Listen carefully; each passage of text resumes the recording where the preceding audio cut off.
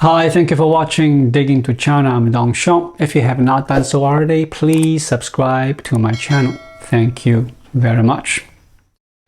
On August 20th, a surprising announcement was made through the official publication of the Ministry of Housing and Urban Rural Development, China Real Estate News. This unexpected move sent shockwaves through the industry, prompting widespread coverage from Chinese media.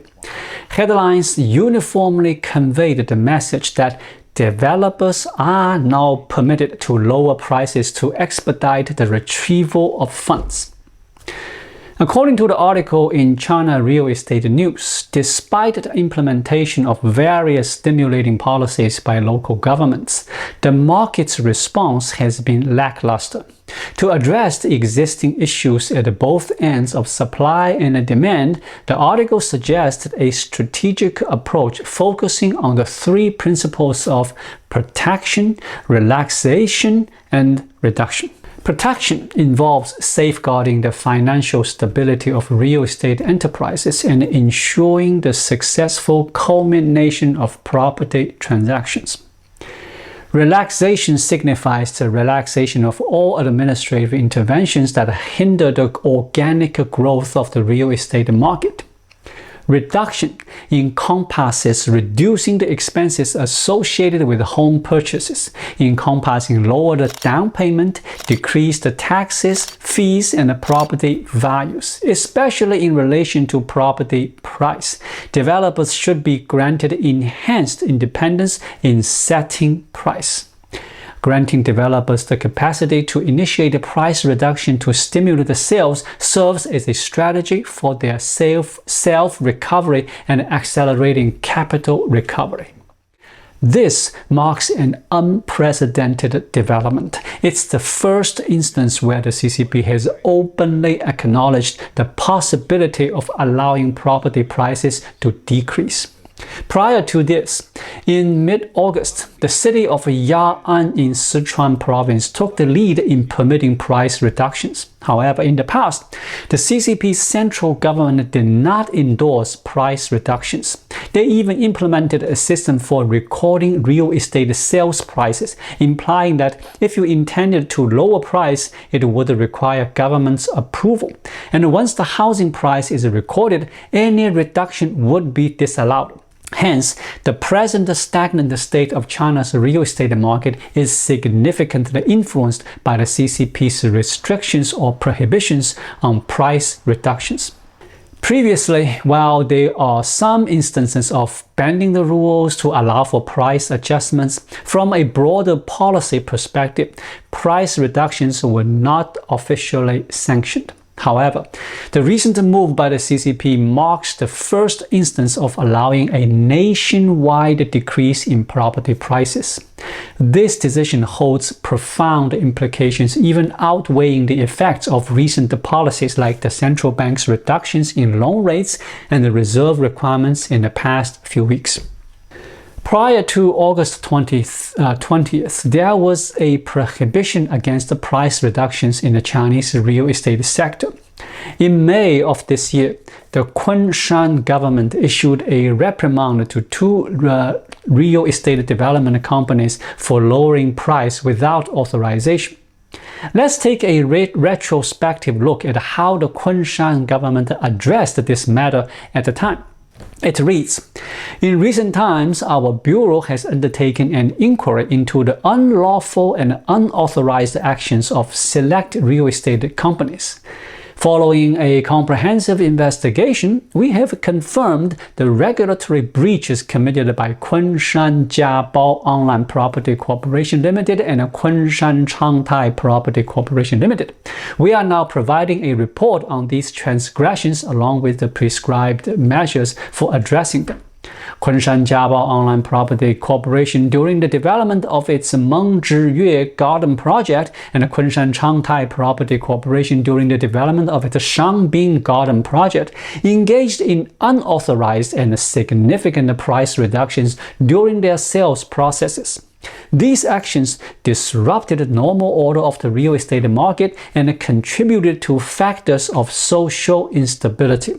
In response to these incidents, our department has required immediate corrective measures, suspended online signing procedures, and recorded their misconduct in the annual integrity records.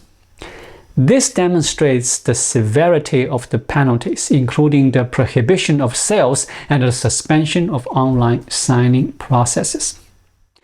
Not limited to Kunshan, this year, the municipal government of Shenyang also issued a directive aiming to discourage the use of price advantages to attract home buyers for achieving sales targets.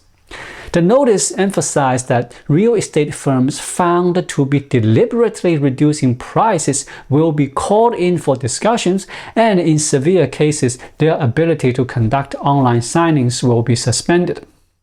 Similar regulations apply in Wuhu, Anhui province, where any sales price lower than 5% of the recorded price requires redeclaration. A comparable situation exists in Yueyang, Hunan province, where new home sales must not fall below 85% of the recorded price, thereby allowing a maximum of reduction of 15% in price. Presently, the Ministry of Housing and Urban-Rural Development has conveyed through its official publication that developers are now granted the autonomy to establish pricing. This essentially means that there are no limitations on the magnitude of price reductions. Let's delve into the meaning and the subsequent impacts of the novel policy. To begin with, the announcement from the Ministry of Housing and Urban-Rural Development carries two implications. The initial implication is that the central government's policy has changed, permitting real estate developers to independently reduce prices. This signals a departure from government intervention and the restrictions on pricing. The second implication signifies that going forward, the government is stepping back, allowing developers to take matters into their own hands as long as projects are completed on schedule and handed over as promised. Developers have the liberty to adjust prices as they see fit. In essence, there are certain limitations underlying this price reduction approach. These funds generated from these price adjustments are primarily intended to be reinvested in completing construction, ensuring timely project delivery, and preventing the abandonment of projects. Developers are prohibited from taking funds and abandoning and employing tactics like lowering price to attract pre-sale deposits or even deceiving buyers into paying future property management fees for years while intending to leave after collecting the funds, leaving unfinished buildings behind. This potential scenario isn't insignificant, and I'm not exaggerating. However, examining the news release from China's Ministry of Housing and Urban-Rural Development, their emphasis is on permitting price reductions to ensure project delivery. Yet, they seem to lack comprehensive measures to prevent developers from reducing prices solely to evade the responsibilities. This policy indeed has its gaps. With the newfound permission for price reductions, will Chinese property developers see this as a beneficial turn of events, a welcomed change after a prolonged dry spell? Let's take a specific example, a particularly typical one, to assess whether the allowance for price cuts can genuinely invigorate the real estate markets. In Shanghai, there is a renowned property development located at the heart of the bustling Jing'an district, one of the city's most upscale and vibrant areas. Back in 2016, Rongxin Development secured a plot of land through a competitive bidding process. The price tag, an astonishing 97,000 renminbi per square meter, which equates to around $15,400 per square meter, making it as the most expensive land auction of that year. Fast forward to today, with the completion of the first and second phases, the property is now on the market. For how much? a staggering 130,000 renminbi per square meters, roughly $18,000 per square meter. When considering an average housing areas of 100 square meters, an apartment fetching around 13 million RMB or $1.8 million. The third phase of construction has commenced this year, with units being sold at a price of 137,500 RMB per square meter, a premium value in the Chinese market. However, despite its prestigious reputation at the location, the development's sales performance hasn't been stellar. Now, with the introduction of new policies, will the developers consider implementing price reductions to stimulate sales? This company conducted its own financial assessment. Even at the present rate of 137,500 renminbi per square meter, if they don't reduce the price for sale, the developer would face a loss of 30,000 RMB per square meter. Some individuals have inquired, your land cost is 97,000 RMB per square meter and you are selling at 137,500 RMB per square meter. How can you still be operating at a loss? Performing the calculations will provide the answer. The land cost stands at 97,000 RMB per square meter, encompassing more than 75% of the total selling price. Sales tax and fees contributed 15%, adding up to 90% already. Construction expenses amounts to 10%, while accumulated capital costs make up 30%. When all these elements are summed up, the total reaches 130%. This explains why, even at the present sales price, there is a deficit of 30,000 RMB per square meter. In this scenario, can the developer consider lowering the price any further? It's not feasible, as reducing the price anymore would lead to even greater losses. Facing a broken financial chain, Rongxin Development has entered a partnership with Vanke. Vanke has said that the current price is too high and needs to be reduced. However, how can they go about reducing it? Is there any room for further price cuts? Their suggestion is to request to government to refund a portion of the high land sale proceeds, and these proceeds contribute significantly to the costs. This refunded money could then be used for a price reduction. What observations can we draw from this case study? The scope for developers to lower price is quite limited at present. The implementation of value-added tax after 2017 signals the end of the real estate industry's era of hefty profits, leaving minimal room for profit margins. The dominant contributors to real estate costs now lies in the government's land transfer fees, a substantial portion of the overall costs. With property prices falling to attract buyers due to their high levels, the real estate market has reached a state of stagnation. For significant price reductions to occur, the most influential stakeholder, the government, would need to reduce land prices. Consider this. China's government is grappling with fiscal challenges coupled with mounting local debts. Is there a possibility that the government could refund money or reverse already sold land and return the land transfer fees? Consequently, it's evident that relying solely on developers to lower prices without government involvement won't lead to substantial decreases.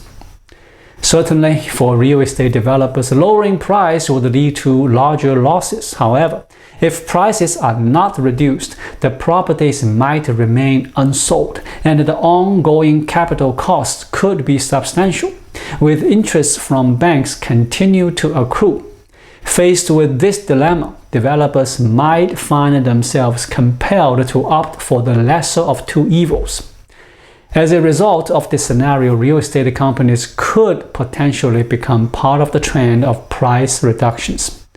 The question then arises, what outcomes can we expect from this situation? Firstly, developers would incur substantial losses, as mentioned before, given that this is a scenario of weighing the lesser of two evils. Second, Property owners in the secondary housing market will need to prepare for potential challenges. Previously, the Chinese government had been safeguarding the secondary housing market to prevent price declines, mainly to safeguard the government's land transfer revenues. With the government now loosening its grip and permitting price reductions, future homeowners in the secondary market should be prepared for potentially challenging circumstances. Thirdly, local governments will find themselves in a difficult situation. The decision by developers to lower prices will inevitably curb the government's ability to sell new land at premium rates. If even high-priced land becomes hard to sell, significant price cuts will become necessary, causing substantial harm to government finances. As a result, this wave of price reductions will drain the access that has accumulated in China's real estate market over the past 2 decades. The only way to address this is through price reductions. But the resulting challenges are substantial, and the effects are profound. It's widely known that a considerable portion of Chinese local government's revenue relies on land transfer fees generated from land sales for fiscal income. Many might assume that local governments possesses ample land reserves, making price cuts less significant. However, this is not entirely accurate. Numerous local governments have already pledged unsold land as collateral for bank loans. If property prices and land values decrease, the value of these lands as collateral will sharply decline. As a result, bank assets will take a hit, bad loans will surge, and a wave of bank failures in China's financial sector becomes increasingly likely. The possibility of China's financial system collapsing due to these developments is a concern.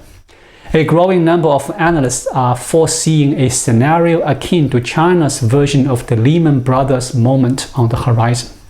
If this situation does unfold, the consequences could be even more profound than those experienced during the Lehman Brothers crisis.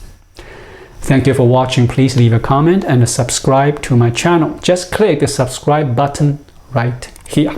I'll see you again shortly. Until then, be well.